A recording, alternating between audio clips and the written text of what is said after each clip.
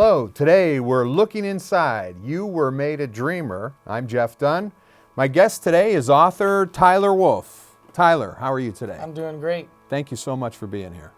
Tyler, what inspired you to write this book?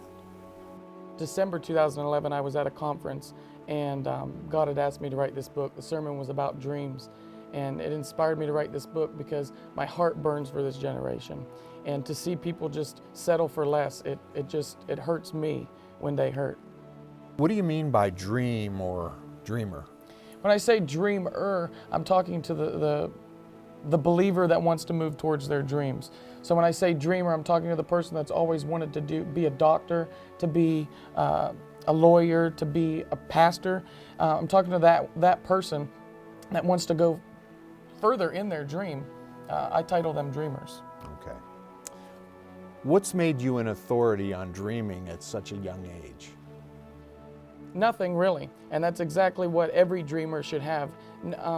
Every dreamer is not qualified to do their dream with Christ, and that's what makes it a Christ dream, and you need Christ to move in it.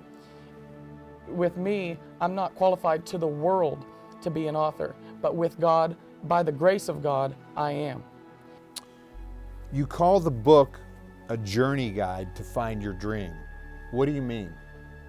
When I say journey guide, I talk about I don't want it to be a quick process. I don't want you just to pick up this book and read it in one night.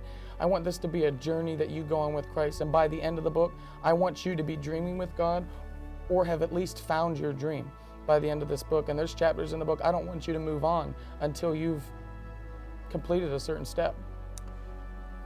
This is kind of a twofold question.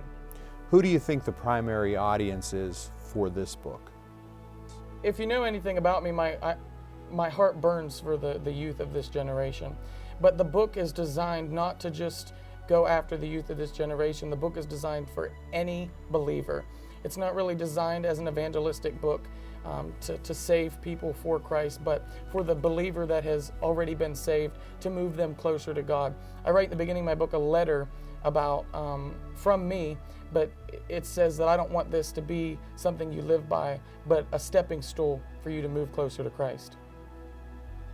In the world of social media, Facebook, Twitter, do you want to make a connection with your reader? Absolutely.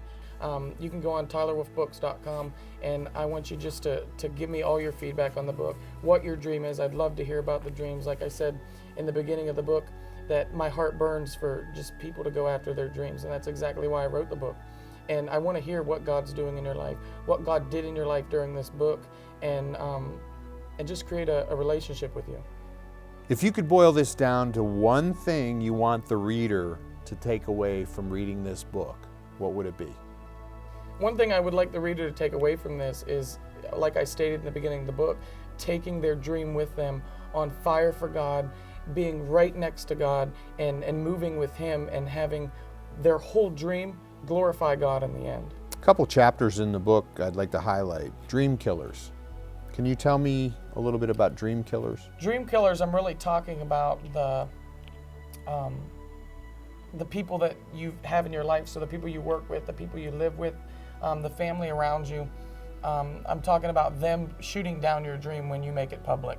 So when you make it public and they start discouraging you and killing your dream, those are the dream killers. Not necessarily do we need to take them out of their life, out of the dreamer's life, but we need to just not let their words influence us in our dreamer's journey.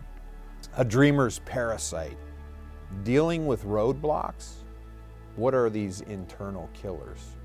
The dreamer's parasite is more of the internal things that kill our dreams. And we ask the question, why can't we speak to God? Why isn't God speaking to me?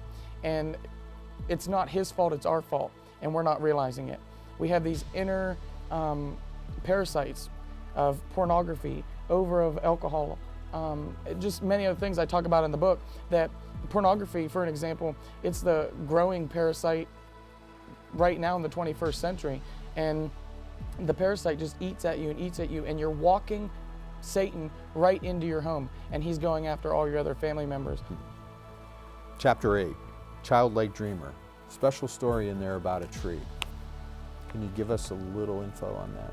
In chapter 8, when I talk about the trees, the 3 trees wanted to be something. They had their dream, they had it pictured in their head.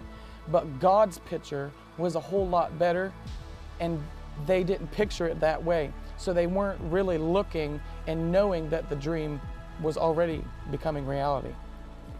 That's all the time we have. We've been talking with Tyler Wolff, his book, You Were Made a Dreamer. Tyler, thank you for being here. Thanks for having me. You can pick up Tyler's book at tylerwolffbooks.com. This is Jeff Dunn for Looking Inside, You Were Made a Dreamer. Thank you for watching.